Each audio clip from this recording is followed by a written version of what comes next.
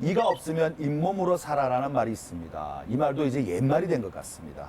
왜냐하면 제3의 치아 임플란트가 있으니까요. 원장님, 네. 임플란트가 많이 대중화되어 있지 않겠습니까? 그런데 선생님을 찾아오는 많은 환자분들이 임플란트에 대해 잘못 알고 있는 부분도 많죠. 네, 생각보다 잘못 알고 계신 분들이 좀 있습니다. 그래서 시민분들에게 임플란트를 어떻게 생각하는지 한번 여쭤봤거든요. 네. 화면을 만나보시죠. 요즘에 수면 치료가 있어서 좀 무섭지 않게 편안하게 할 수 있다는 걸로 알고 있어요. 임플란트를 하고 나니 먹는 것도 잘 드시고 삶의 질이 많이 올라가시는 분들이 많더라고요. 나이가 들어서 이가 빠지면 자연 치아를 대신해서 하는 치료법으로 알고 있어요. 요즘은 어른들뿐만 아니라 젊은 사람들도 많이 한다고 하던데요. 잇몸 영양제도 챙겨 먹고 식사 후에는 바로바로 양치질을 하고 있어요. 딱딱하거나 질기거나 너무 단 음식 같은 거는 좀 자제하려고 노력하고 있어요. 1년에 한 번은 정기검진을 받고 스캐닝을 꼭 합니다. 양치질을 못할 때는 가글이라도 해보려고 노력해요. 원장님 임플란트 수술을 하고 나면 음식 맛을 제대로 못 느낀다는데 사실인가요? 그 임플란트가 완충작용이 좀 없어가지고 잘 씹히다는 느낌을 좀 못 받는 경우가 있습니다. 그럴 때 씹히는 맛을 좀 못 느끼는 경우가 간혹 있습니다. 치아가 이렇게 완충도 들어갔다 나왔다 하는가요? 그러니까 치아에 치주인대라는 조직이 있는데 네. 그 인대라는 조직에 의해서 치아가 충격이 받으면 그 충격을 흡수해주는 역할을 하거든요. 근데 임플란트는 치주인대라는 조직이 없습니다. 그럼 완충작용을 못하게 되겠죠. 특히 고기 맛을 모르겠군요. 그렇죠. 고기나 딱딱한 질감, 식감 있는 음식들은 잘 모르겠는 게 좀 많습니다. 아, 그렇군요. 이번에는요, 임플란트에 관한 오해와 진실, 그리고 궁금증까지 한 번에 알아보도록 하겠습니다. 선생님, 치아라는 게 사실 시간이 지나면 빠지는 경우도 있고, 사고로 인해서 발치해야 되는 경우도 있지 않겠습니까? 네. 그런데 오랫동안 발치해 둔 상태라면은 임플란트를 할 수 없다, 이런 이야기가 있거든요. 이건 좀 말이 안 되는 것 같은데, 그래도 가능하지 않을까요? 네, 가능합니다. 근데 발치하고 얼마나 지났느냐가 문제가 아니고 발치하고 나서 그 발치와 부위에 뼈가 얼마만큼 유지가 되고 있느냐, 그게 중요합니다. 제 경험으로는 99%는 가능합니다. 1%, 1% 불가능하신 분들도 뼈 이식하시고 같이 들어가면 다 임플란트는 모든 분이 다 할 수 있다고 생각합니다. 그렇군요. 이번에 궁금한 점은 보통 저도 그렇고 제가 당뇨가 좀 있습니다. 그리고 제 주위에 어르신들 네. 보면은 기본적으로 고혈압은 좀 가지고 계신 것 같고 네. 이렇게 당뇨나 고혈압처럼 평생을 좀 약으로 치료하시는 분들 같은 경우에는 임플란트를 할 수 없다 이런 이야기가 있습니다. 이건 맞는 것 같아요. 당뇨가 좀 이렇게 다른 치료에 좀 방해가 많이 되지 않을까 그런 생각이 듭니다. 네. 당뇨가 좀 방해가 되긴 하지만 결론부터 말씀드리면 임플란트랑 당뇨는 긴밀한 관계를 가지고 있지만 당뇨 때문에 임플란트를 못 하지는 않고요. 고혈압도 마찬가지입니다. 뭐가 문제가 되냐면 그 당에 의해서 혈액순환이 잘 안 되게 됩니다. 근데 구강은 말초 조직입니다. 피가 제일 마지막으로 들어가는 조직이기 때문에 임플란트 수술하고 나서 낫는데 문제가 생길 수가 있어요. 식이 조절이라든지 아니면 인슐린 혹은 뭐 먹는 약에 의해서 당뇨가 충분히 조절되시면 혈액순환이 충분히 된다고 판단하고 임플란트 수술하는데 크게 문제가 없을 겁니다. 그럼 당뇨부터 관리가 좀 된 상태에서 임플란트를 시도해 볼 수 있겠군요. 네, 맞습니다. 고혈압은요? 고혈압도 마찬가지로 압력에 의해서 지혈이 안 되는 게 문제가 될 수 있습니다. 아, 그래요? 그것 또한 충분히 지혈을 시켜서 보내드리기 때문에 걱정 안 하셔도 될 것 같습니다.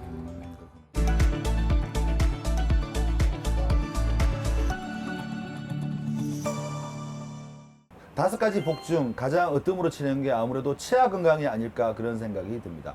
게다가 100세 시대가 도래하면서 점점 치아의 중요성이 더 절실하게 느껴지는 시대를 살고 있는데요. 그래서 치아 건강 중 임플란트에 관한 시청자 사연들을 모아봤습니다.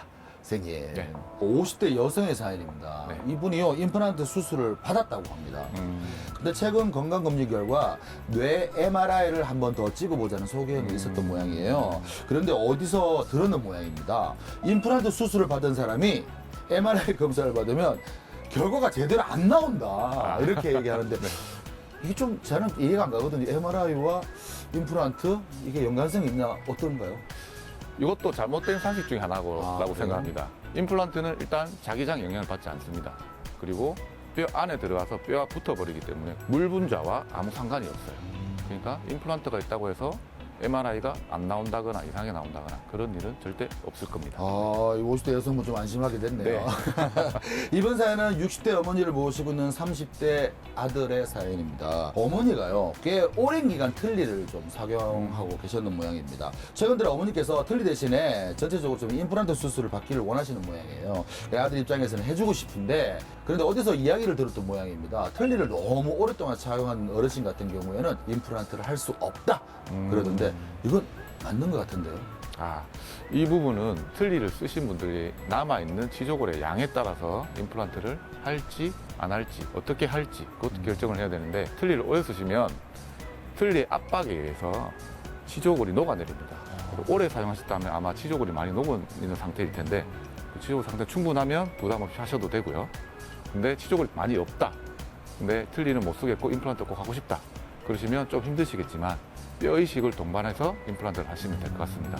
그러니까 결론적으로 말씀드리자면 환자분의 상황만 받쳐준다면 임플란트를 하는 데는 전혀 문제 없이 하실 수 있지 않을까 생각합니다. 이 어머니의 컨디션이 굉장히 중요하네요. 그렇지 않겠습니까? 근데 60대시니까 한번 시도해보는 게 더 나을 거라 생각이 드는데 맞나요? 네, 아무래도 60대시면 그 씹는 즐거움을 다시 가지고 가시는 게 더 좋지 않을까 합니다.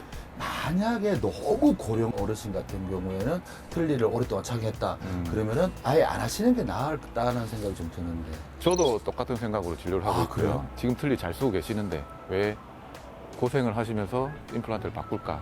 지금 틀은 쓸리 잘 씹고 그 틀니 관리를 해드리겠습니다.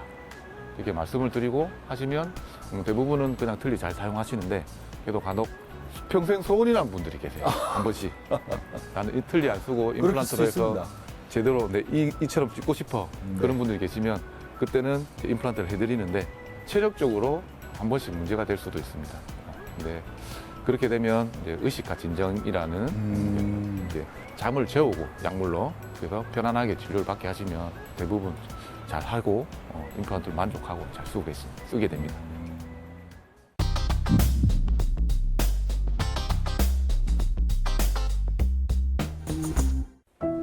참기 힘든 치통, 제대로 식사조차 하기 힘든 불편한 증상으로 치과를 찾았다는 한 환자. 10년 전에 어금니가 너무 아파서 치료를 했는데, 치료를 하다가 안 돼서 거기 병원에서 이빨을 빼고 기다리고 있다가 너무 좀 불편해서 여기를 왔습니다. 뭘 못 먹기 때문에 아주 불편하죠. 뭘 먹을 수가 없으니까. 통증은 이제 막 이빨을 빼버리니까는 괜찮더라고요. 빼기 전에는 엄청 아팠거든요. 그래서 이빨을 뺐습니다. 거기가 이거 흔들려서 빠지신 거죠? 네. 지금 뼈 상태도 좀 그러고요. 이발 상태를 좀 먼저 확인해 보고요. 제가 어떻게 수술할지 말씀을 좀 드리겠습니다. 어금니 부위의 임플란트 치료 후 앞니 역시 치료가 필요한 상황.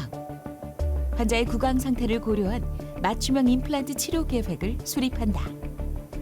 네, 이 환자분은 처음에 오셨을 때 발치가 돼서 온 상태시고요. 엑스레이랑 CT 확인한 결과 치조골이 지금 염증 이완이 많이 돼 있으시고 잇몸도 부어 계시고요. 그걸 유추해 본 결과 아마 치아가 흔들려서 뽑으신 것 같고, 진단명은 치주염으로 진단이 되고요. 지금 이 환자분은 고혈압이 좀 있으셔가지고 기저질환으로 거기에 주의하면서 수술을 계획하면 될 것 같습니다. 수술은 그 염증이 이완된 치조골의 뼈 이식이 좀 필요하고, 이 뼈 이식을 동반한 임플란트를 식립하는 걸로 계획을 잡았습니다. 임플란트 치료에는 현재 다양한 방식이 활용되고 있는데, 통증에 대한 환자의 부담을 줄여줄 수 있는 의식화 진정요법이 진행될 예정이다.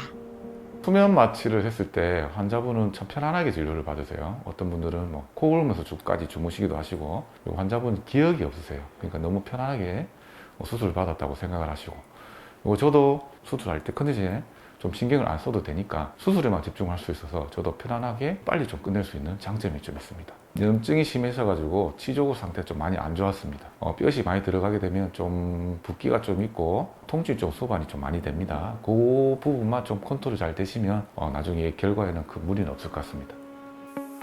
환자의 경우 만성복합 치주염 그리고 고혈압을 앓고 있어 보다 섬세한 치료가 필요한 상태.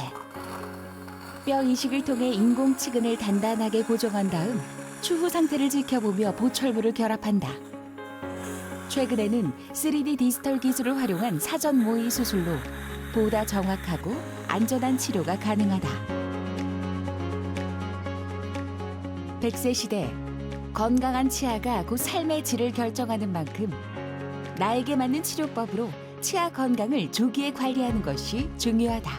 수술은 잘 됐고요. 뼈 이식한 부분만 컨트롤이 잘 된다면 아주 좋은 결과를 예상할 수 있을 것 같습니다. 수면의 진료의 장점이 또 하나가 더 있는데 회복이 아주 빠릅니다. 수술이 끝나고 5분, 10분 안에 일상생활 바로 복귀가 가능하기 때문에 이 환자분은 수술 끝나고 바로 댁으로 귀가를 조치시켰습니다. 염은 오징어도 먹고 싶고 또 떡도 먹고 싶고 뭐 과일같이 딱딱한 것을 먹고 싶습니다. 컴퓨터 분석 임플란트는 컴퓨터로 그 치조골과 임플란트의 위치를 서로 따져서 좋은 위치에 컴퓨터 상에서 식립을 해보고 그리고 그 자료를 그대로 가져와서 환자 구강 안에 그대로 재현하는 것이라고 생각하시면 됩니다. 많이 안 붓게 하기 위해서는 첫 이틀은 차가운 찜, 냉찜질을 좀 해주시고요.